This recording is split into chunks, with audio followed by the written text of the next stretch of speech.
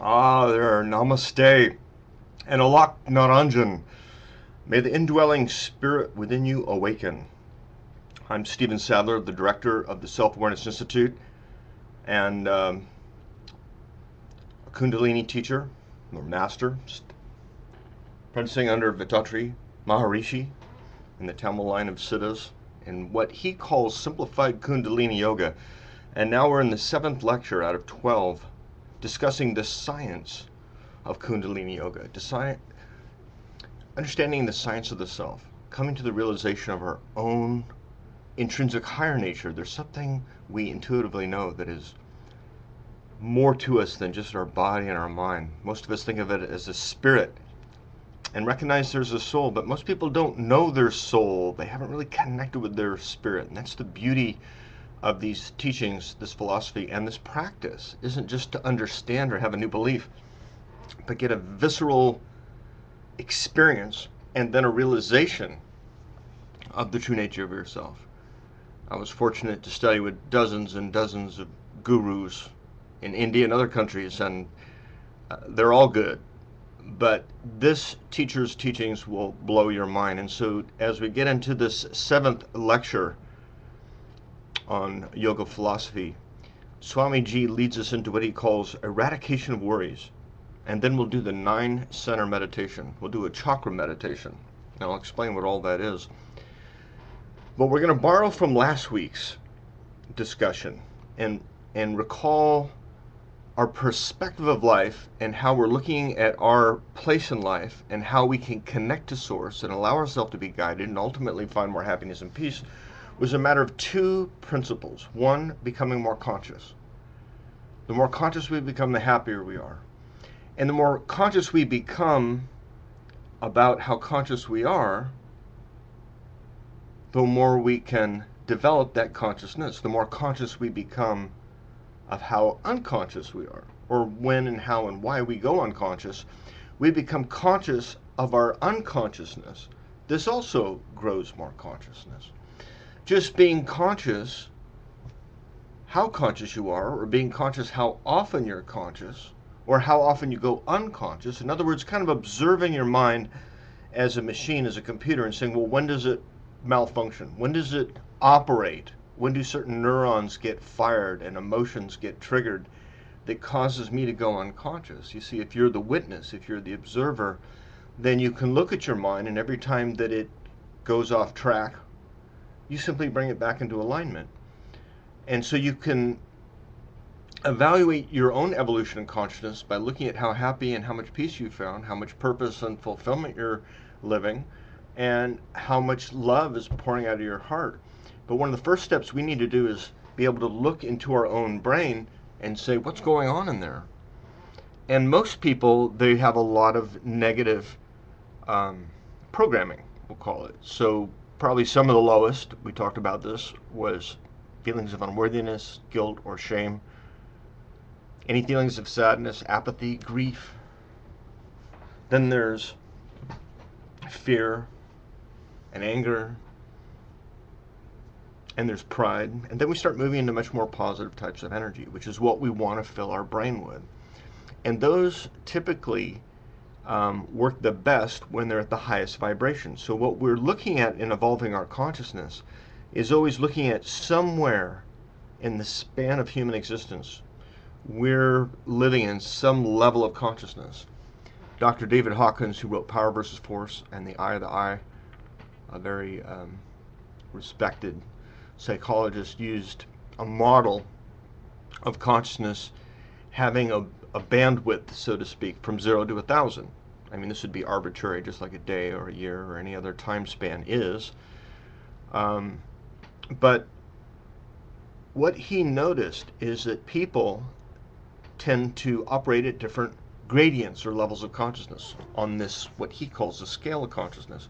So a tool that might be helpful for you in looking at your evolution, because you're already probably more awakened than your neighbors and the average person, or you wouldn't be even watching this.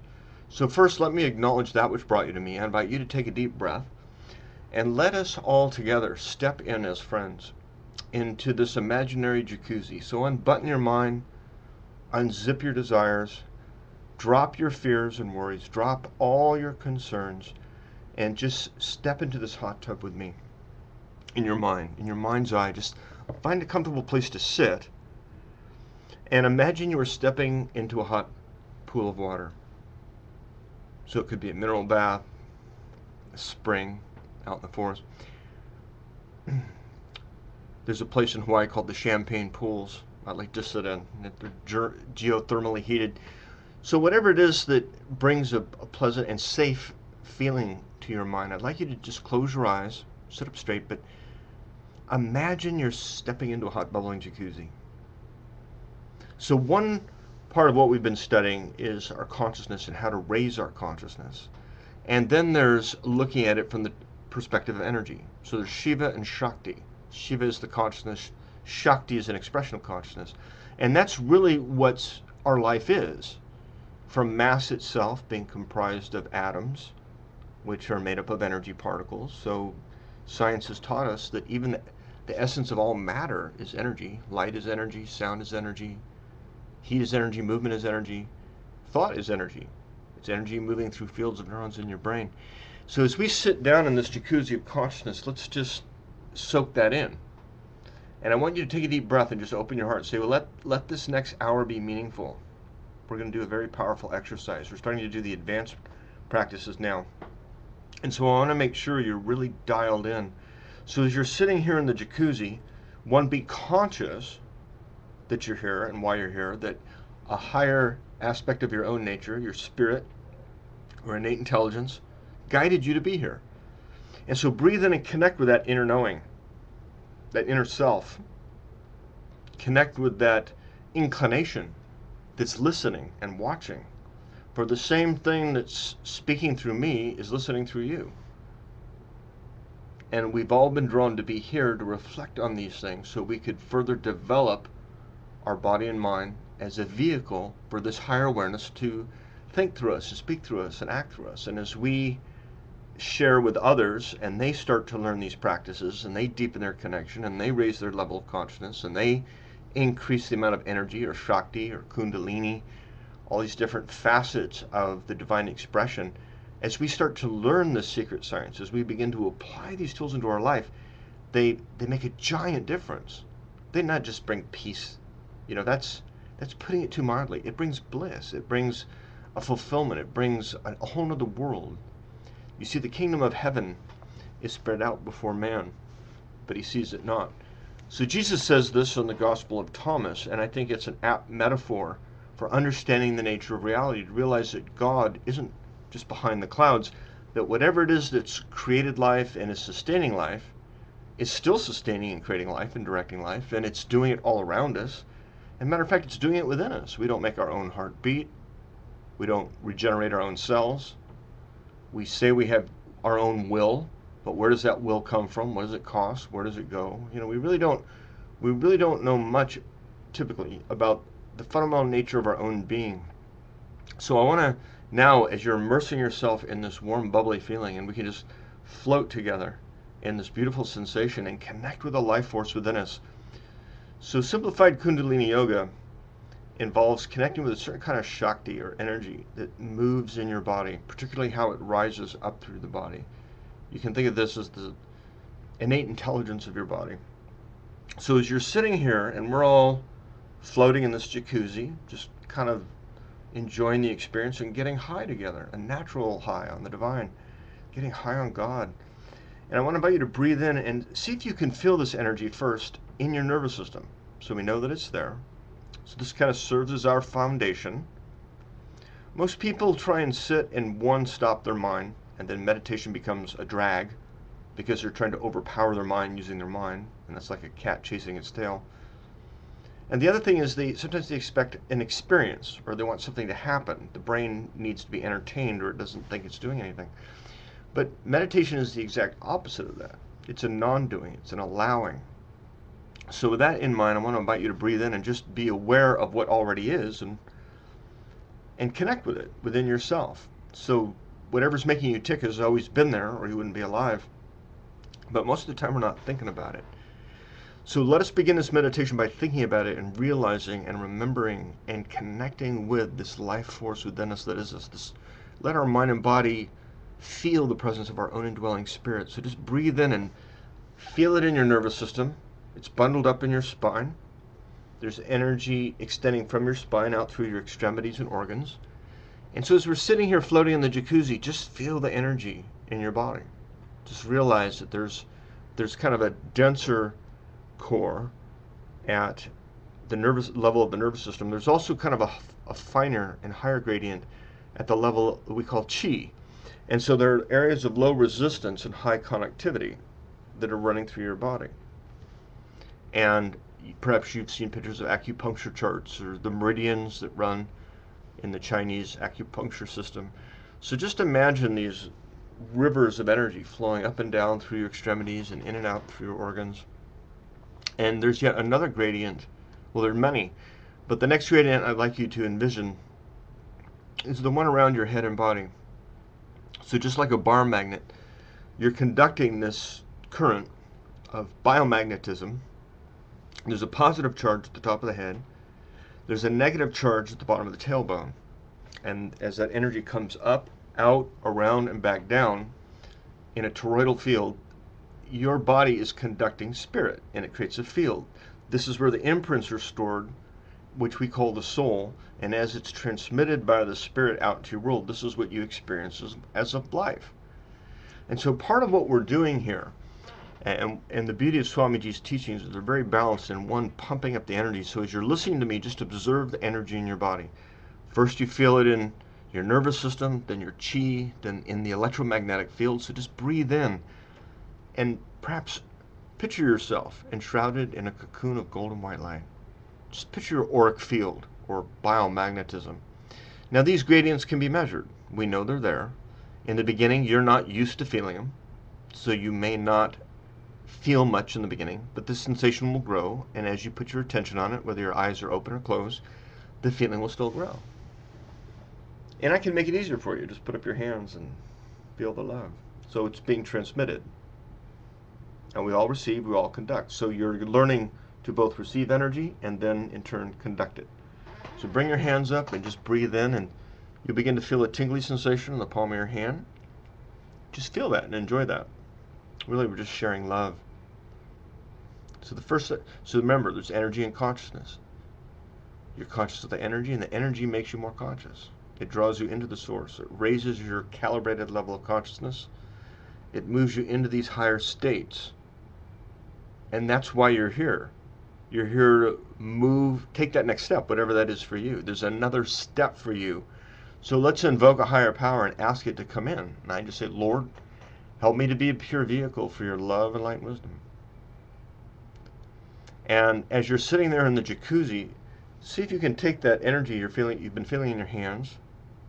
So your hands are like little antennas, and just draw that in. And then you can bring your hands down and just observe the sensation. As I'm speaking to you, the energy is going to start building. So we have the component that is related to the body that's feeling energy. And this is a new concept for some people in spiritual disciplines. Perhaps you've done Reiki or know some other healing, and that's good. That's a different gradient of energy yet again. But it's important for you to know your own spiritual nature, and there's no better way than to simply plug into it. So again, you can either keep your eyes open or closed, but I want you to breathe in and feel that energy in your nervous system, feel it in your chi, feel it in the electromagnetic fields around your body, and now feel it flowing between you and me. And so what we're doing here is we're exchanging energy. It's like going to the gym and working out and having a coach push you to make you stronger. I want to work your spiritual energy so that it cycles through your body and opens everything up. And so we're going to do a little chakra attunement earlier. But it starts really by observing your body and asking the body, the innate intelligence of your body, what do I need? So take a deep breath, scan your body. Maybe you need some healing right now.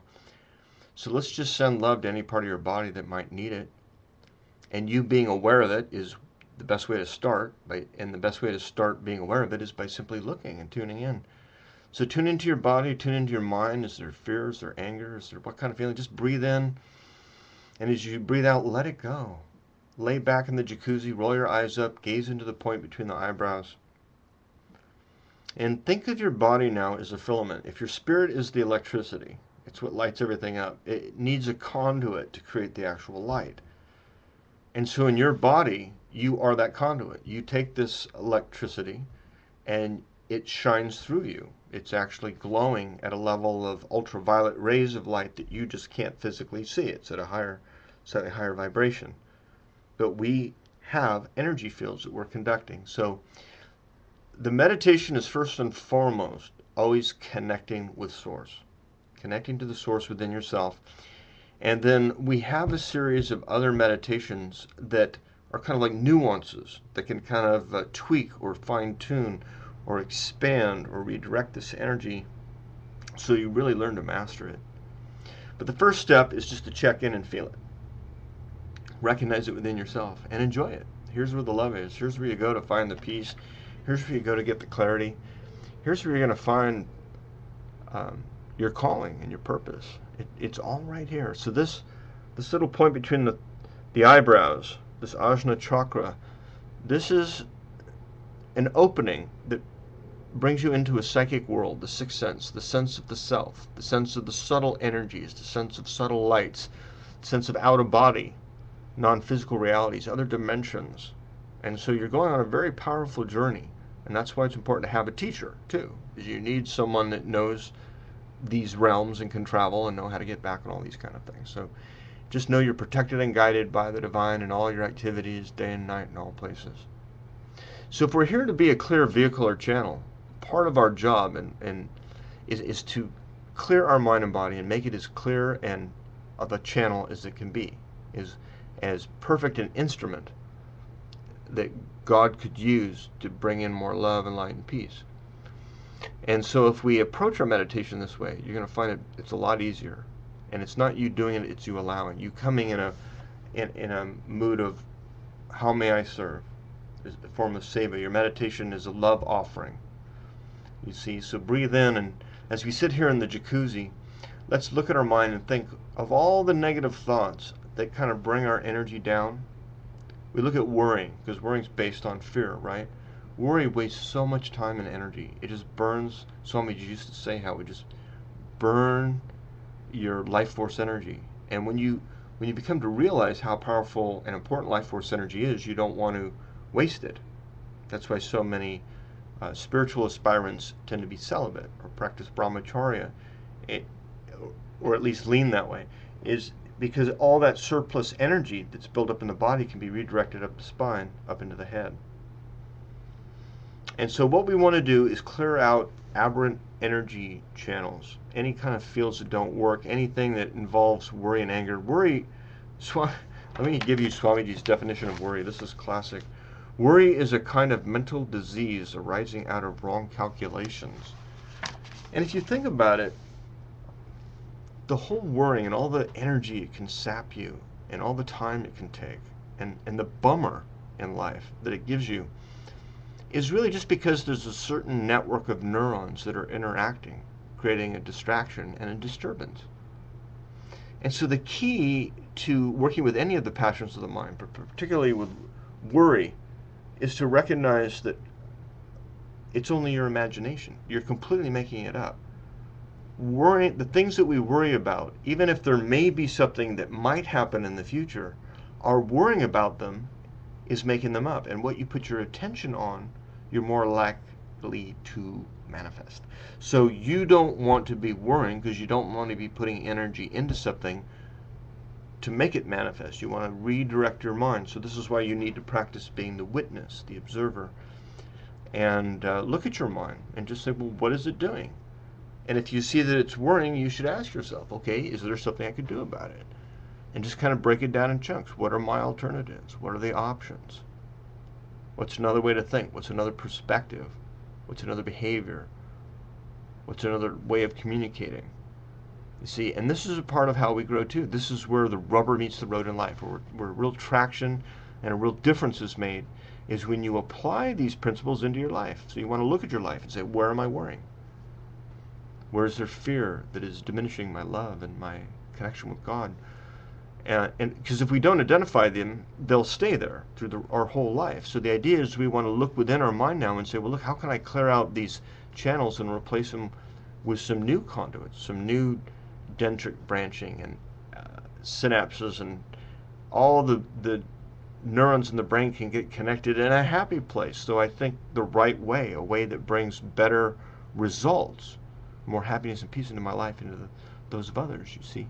So everyone take a deep breath and just look at me for a minute. There's one thing that it's a takeaway from this talk that I want to make sure you remember the rest of your life, is you may not have much control over what's going on out there,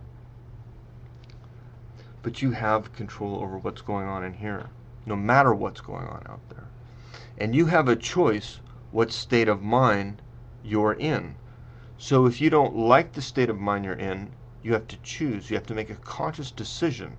And you see, and that's what raises you up to another level of consciousness. It's moving into a higher, to be able to live in a higher state of awareness is choosing to be happy, choosing to stay clear, choosing not to react, choosing not to harp on problems, and dealing with things that come up so that they become easy, effortless, and enjoyable. And if you're letting spirit guide you, they will be enjoyable.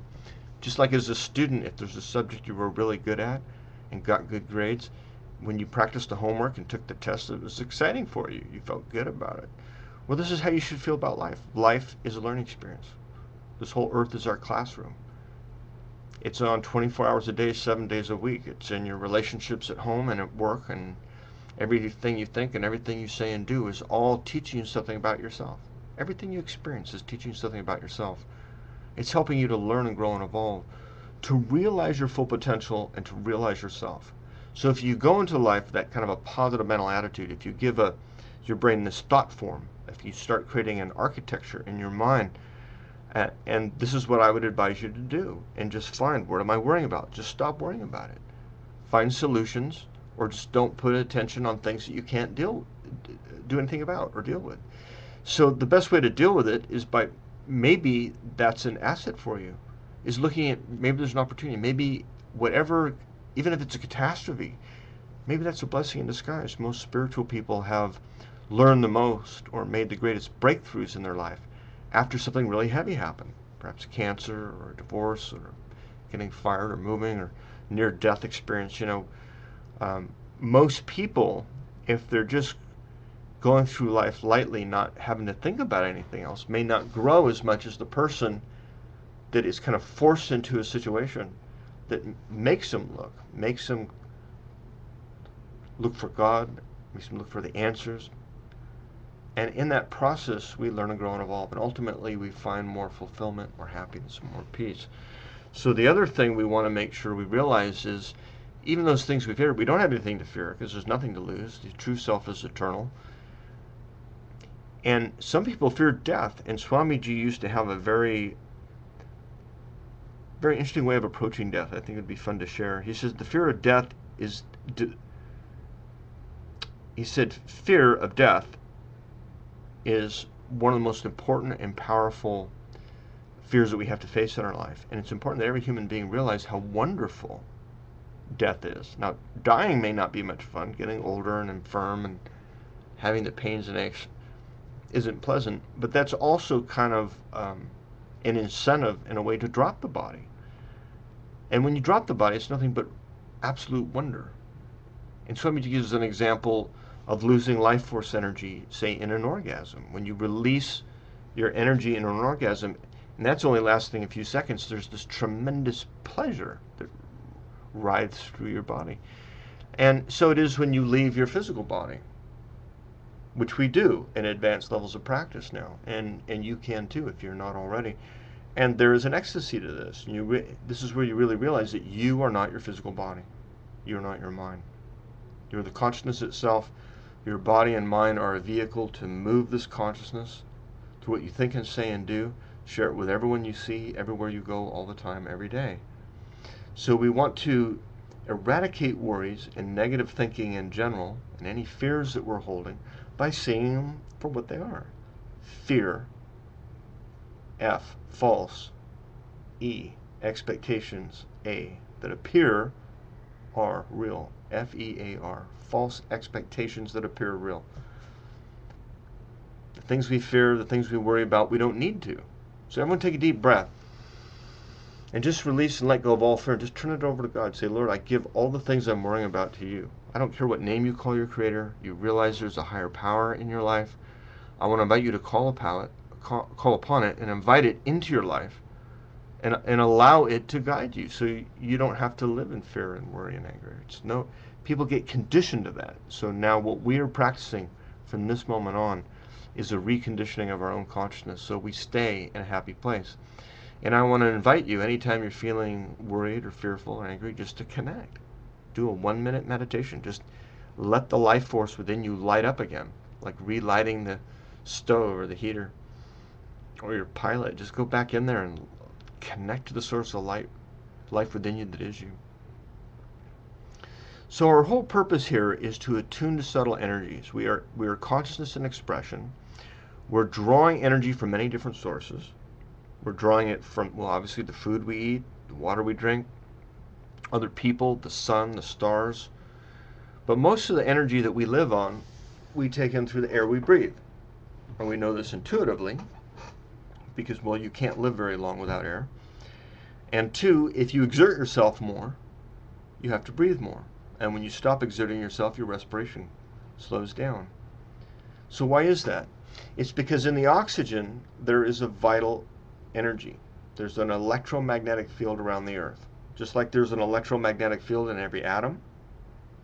There's a positive and negative. There's a proton, there's an electron, some configuration of those two charges. And there is a relationship between the two. The energy cycles, so it goes up and down and through and around. Again, another toroidal field. And in that field holds the imprint. The imprint holds the character that provides the nature for this particular system of organizing intelligence. We call it an atom. So one system's different than another. A hydrogen atom's different than an oxygen atom. And then they come together, don't they? They form more complex systems of organizing intelligence, still with positive and negative energy. One end is predominantly positive, one negative, and a current flows through the molecule. And the way that energy is received and transmitted directs it. It's its character. It forms its RNA too. So these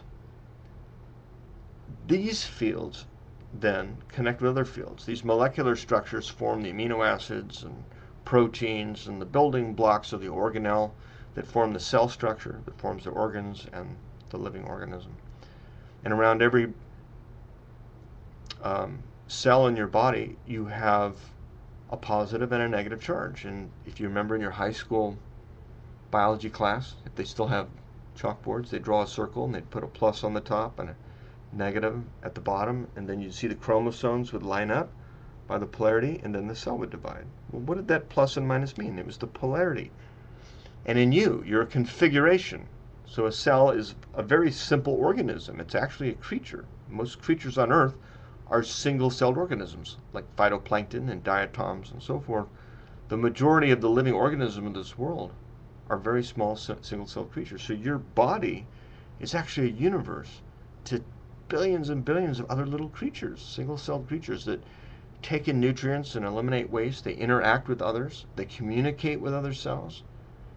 They can learn and adapt to changes in their environment. They're a creature. And so our own body is a universe of billions of little creatures.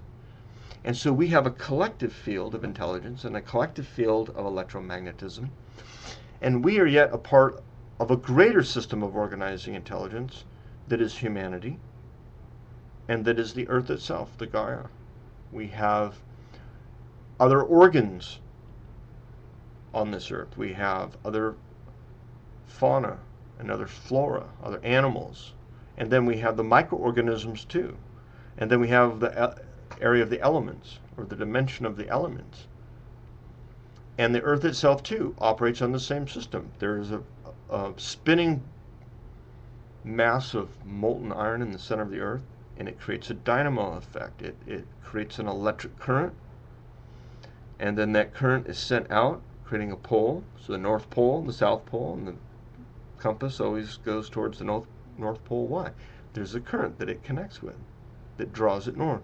In the same way, you're connected with the same current. You have an internal compass. And the way to get your bearing is to focus between the eyebrows. You'll connect with the life force current itself. The same current, it's within you, is around you. We draw our life from the same source. So this is the way you can get like plugged in to that spirit world and that inner guidance. You got to open this third eye. So go ahead and gaze into your third eye. Close your eyes, take a deep breath. The atmosphere around you is purified and blessed by the divine. The divine energy descends upon us and we are purified and blessed. Salutations to your mother, your father, your gurus, your teachers. Think of the Lord. Think of God by whatever name you think of the divine, but recognize there's a higher power and call upon it. And really, the bhakti and the devotion and the love is what makes the difference. You can grind your third eye your whole life, but until you can open your heart, and if you could let me in, if you let me help you, you'll find, wow, all of a sudden you'll just jettison into new worlds. I want to take you there. So take a deep breath and just open your heart, roll your eyes up, gaze into your third eye, and picture the earth, and imagine the fields coming up out of the North Pole. And when the lights were reflecting off them, they're called the aurora borealis, right? And that light comes up and out like a sprinkler, like a halo, so to speak, and then bends down again, more like egg-shaped then, comes past the equator, down to the South Pole, and back up the middle, up and around. And the whole atmosphere is imbued with this energy. So this in yoga is called prana. Prana is the generic or broad term. There's sub-categories of how prana flows in the body. We'll save that for another lecture.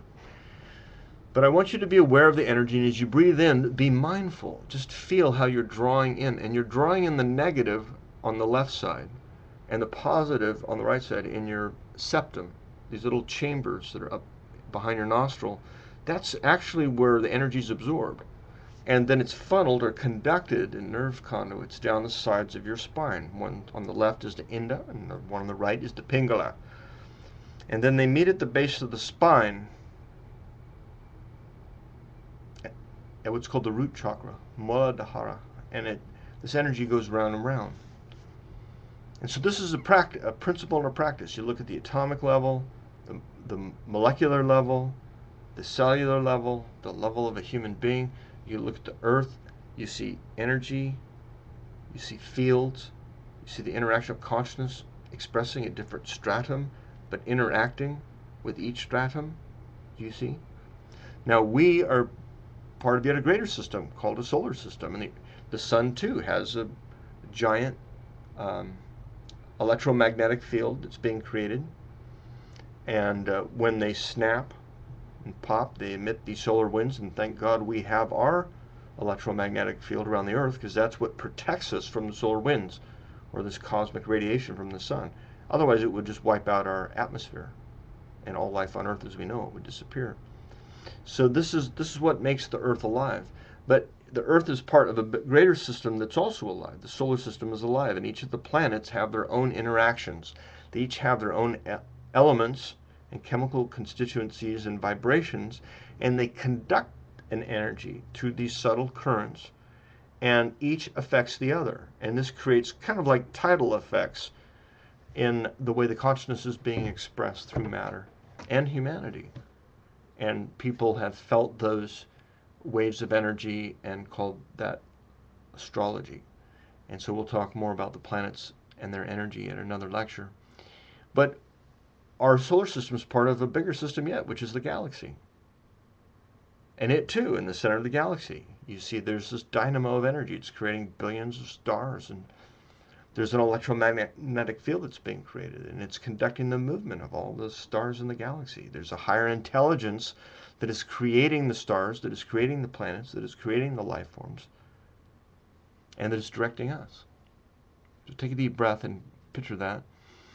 And of course our galaxy is part of billions that are part of one universe.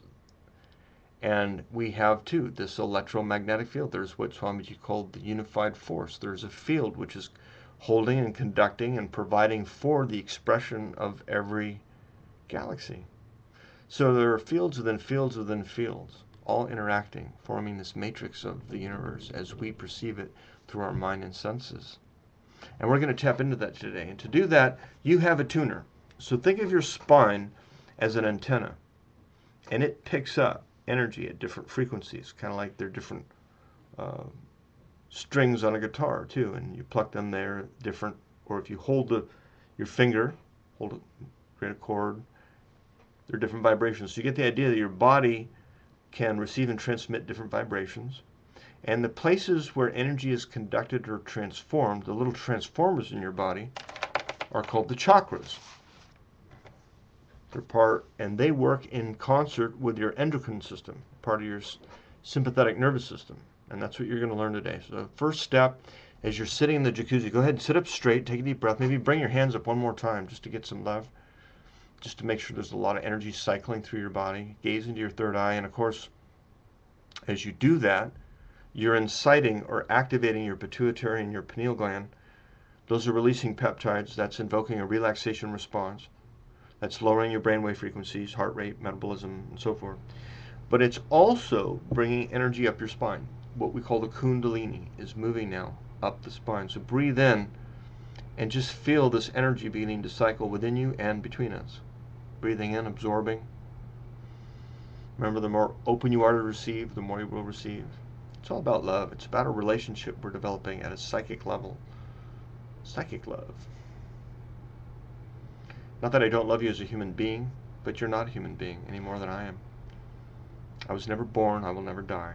I'm just passing through, and so are you. So come back to the spirit. Let's connect in spirit. Breathe in and feel that connection in your palms and maybe on your face and on your chest. It may feel almost like the pelting of a soft sun or the gentle breeze on a sunny day. Just there's a light amount of energy that is flowing down over you or onto you and into you now. Breathe in and draw it into your body. And you can go ahead and bring your hands back down and just roll your eyes up and focus on your third eye for a minute. And let's picture in our mind's eye what's happening. So I'm going to have you visualize as you're meditating. So you galvanize your focus between the eyebrows. And remember, if your eyes flutter, twitch, or get sore, just drop your gaze slightly. Relax your effort a little bit. It's not a forced effort. You just kind of find the natural resting place. It may feel like it's a little lower or a little higher, but generally it's right between the eyebrows. And you're stimulating your pituitary gland there. It's releasing peptides, and that's sending a signal up your spine. You may or may not feel it. It doesn't matter. Just stay focused on the point between the eyebrows. And so this energy that we've brought in from the negative and the positive, it joins in together again at the base of the spine, at the root, in what's called mula, or Muladhara. So that a Muladhara chakra is the place where the energy becomes transformed. Negative comes to positive. So you'll notice at each place where there's a chakra, there's a different endocrine gland. And in human beings, you have testicles in men and you have ovaries in women. It's part of a greater system that also secrete hormones. But the two principal agents or endocrine glands would be ovaries or testicles. And they're often paired, or typically, right? One's on the left, one's on the right. One's more positive, one's more negative. So the one from the positive charge, there's a field that moves around back to the negative. And from the negative back to positive, and positive back to negative, and negative back to positive. And what happens is this vortex of energy going round and round and round is moving like a wheel. And so the yogis, the word they had for wheel was chakra. And so chakra means wheel, and it's the way that the yogis will describe the way the energy is moving around and round and around from its positive to its negative pole. A lot of people don't realize it's tied into the endocrine system. One of the advantages of having Swamiji was he was a doctor. He understood the physiology of a human being. So now, when this energy merges together, you can think of this similar to how energy comes into your apartment or house.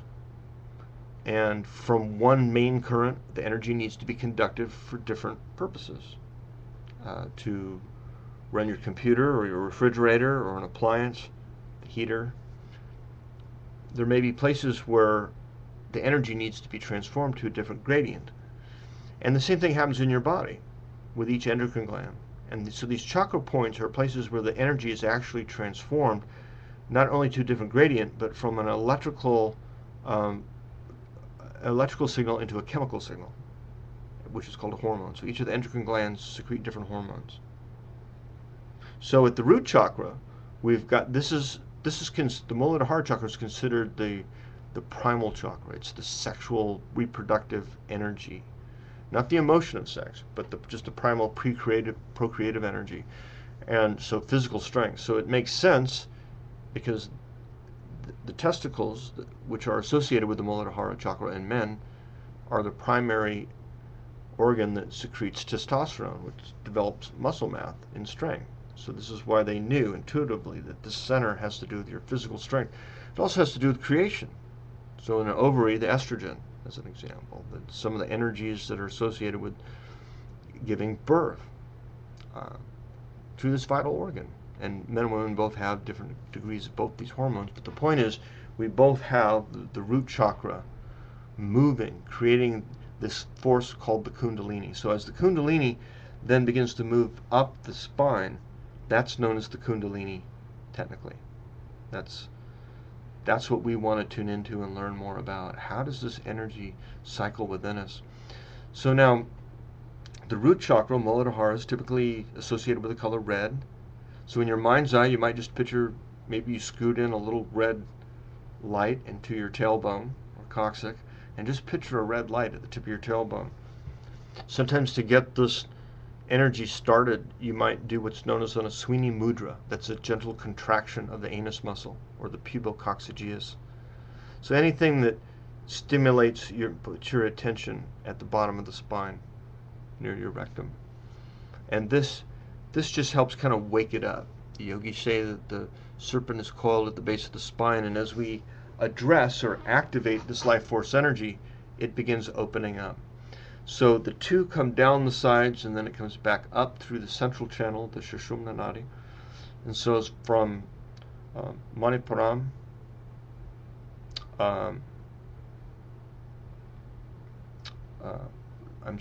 we're going to go into the second chakra now, not yet to the third. We're going to go to Svajasthana. So Svajasthana corresponds with the adrenal glands, which sit right on top of your kidneys. So that point is basically just below your belly button.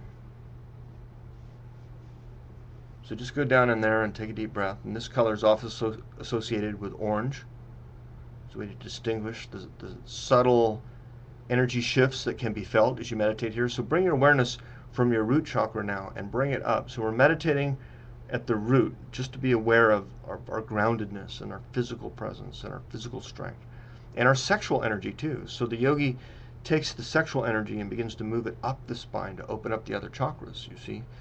So from Svajasthana, this corresponds with the adrenal glands. This is the emotional center, the passion center.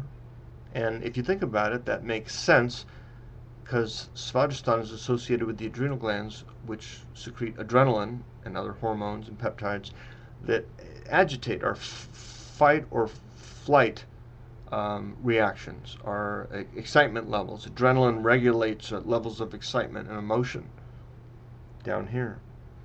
So then as we continue to move up, as I'm inviting you to do so now, you transit from red to orange into yellow.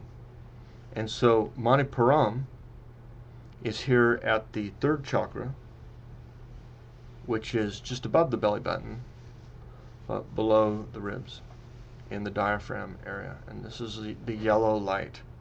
This corresponds with your pancreas and your spleen and the production of insulin. And so there's two again, and they go round and round in a circle, just like there's two adrenal glands, and they go round and round, or two ovaries, and they go round and round. So you got these now three vortexes of energies, or chakras, that are beginning to open up. And sometimes by just putting your attention on these areas, you can stimulate them a little bit, particularly if you've been initiated, or are working with Shakti, or a master.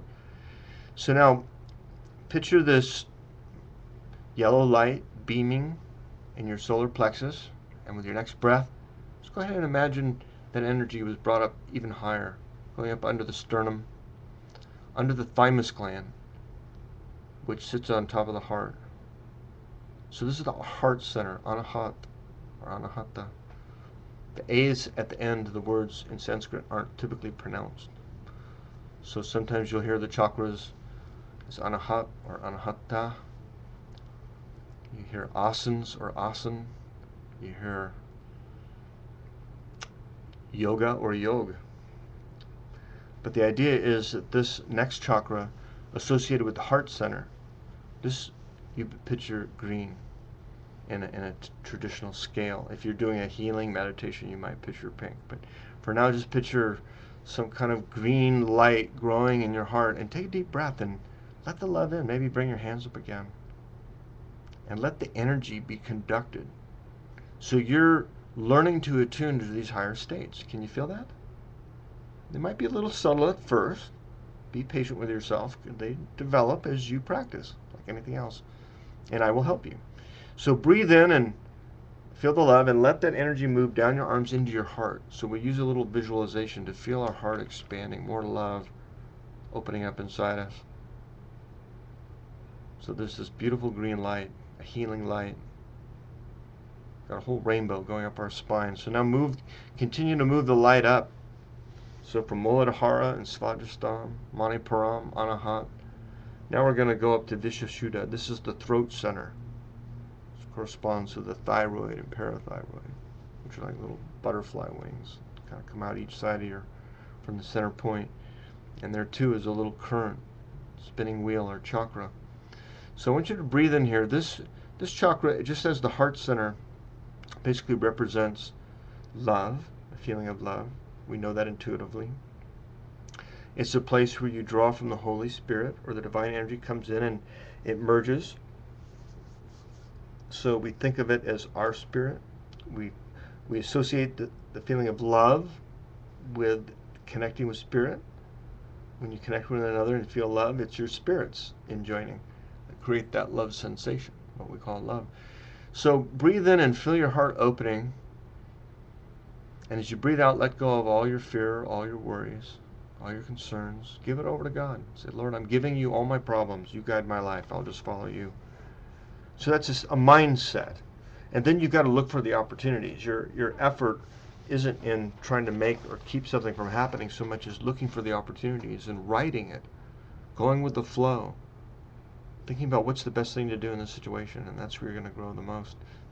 So your throat center then is to express this higher awareness through yourself, to let your spirit out and free. This color here is typically a turquoise. So you can open your eyes for a minute to see where I'm pointing if you need to. But the idea is you're closing your eyes and focusing on the color, in this case a turquoise or aquamarine color at the base of the throat. And perhaps visualizing not only that your heart continues to open each day, but also that now this throat center is opening. You're expressing yourself with more lucidity. Even your own understanding of yourself is getting clearer. Your purpose, your inspiration, more love is being expressed through what you think and what you say and what you do. So picture that and feel that as your throat center is opening. And then move the light up higher still. Picture it moving up into the center of your head, the hypothalamus, in the cave of Brahma. Herein lies another organ that gathers all the nerve endings from your brain and ties them into your spinal column. So as the energy is moving up and out, it's like the end of a frayed rope. The little spindly nerves extend out in thousands of directions, upward and outward, like a 1,000-petal lotus. So in your own mind right now, you may feel this energy just opening up in your head. Now, put your attention at the point between the eyebrows. Third eye meditation. This is what kicks it into gear. This is what flicks the switch on. So this is your on switch. You roll your eyes up, it's like turning the light on. There's an inner light that starts to glow. And the more you dial in on it, the more you focus, the stronger it's going to get. Practice for a year, you'll be amazed. Practice for 10 years, you'll be a master. So gaze into your third eye and just imagine the energy is moving into you. And then open your eyes for just a minute and let me send you some energy. And just feel the divine energy moving from my eyes into your eyes. By the grace of the divine energy is passing from my eyes into your eyes. And your eyes are divinized. From this day forward, more energy will continue to increase, and all you see becomes good and pure. You'll be able to see the divine in everyone and everything, everywhere, all the time. You will enter into the kingdom. You will walk with God. Take a deep breath and feel the energy moving into your eyes. And now close your eyes again and roll your eyes up and just focus on your third eye. And feel this energy moving up higher and higher, all the way up to the top of your head. So even though your gaze is affixed between the eyebrows, now you're focusing on your crown. And just observe the sensation at the top of your head. And we can try that little trick I showed you last lecture, where you gently nod your head forward and back as if you're nodding yes, I understand. And you'll be able to feel the energy whirling around up there a little bit better.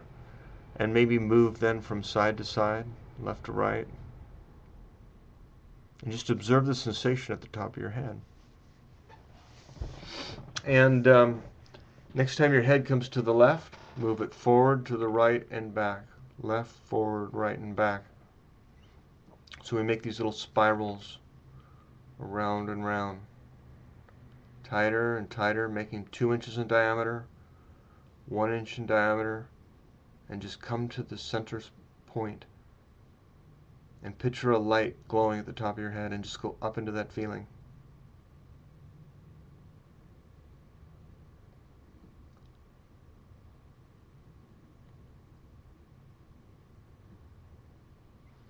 And as that light continues to grow, I want you to redirect your focus a little bit higher and higher till you can move a foot above your head. And picture a large light glowing above your head. So there's another place that you conduct and transmit energy that isn't in your physical body, because you are not your physical body. Your physical body is just one instrument that your consciousness uses. So go up above your head and just imagine you're floating up there. See if you can feel the energy above your head. Put your awareness up there.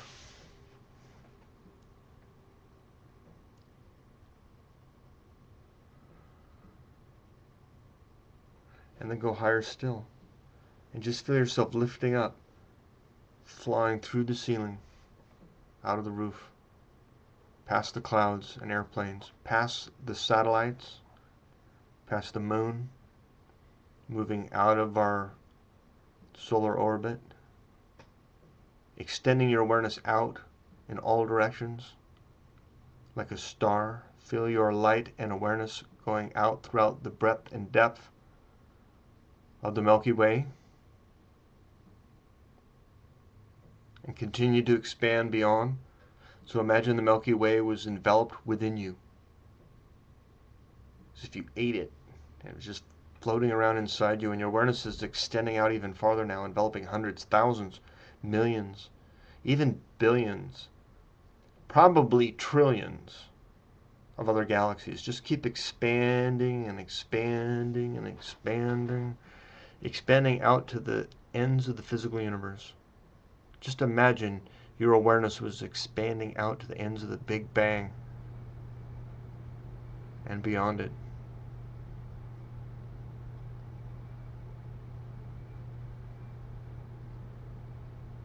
And then come back into time and space. Shrink yourself down through billions of other galaxies as if each was a star.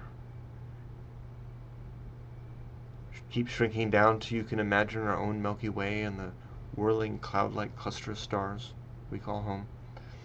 And at the wisp of one arm near the end, as we shrink ourselves down as if we were going into the vapor of a cloud, but instead of hydrogen molecules we had little twinkly lights which were stars, mostly hydrogen and helium. So picture your own star. Picture the star as you'd see it from space. And as we come closer to the sun, imagine you were looking at the planet Earth, our beautiful blue and white, pearl. And bring yourself down to whatever part of the world you happen to be living in. Imagine the region, imagine the city, imagine your neighborhood, imagine the roof line on your street and the house you live in. And go ahead and slip back into the room, slip back into your body, and observe the sensation at the top of your head.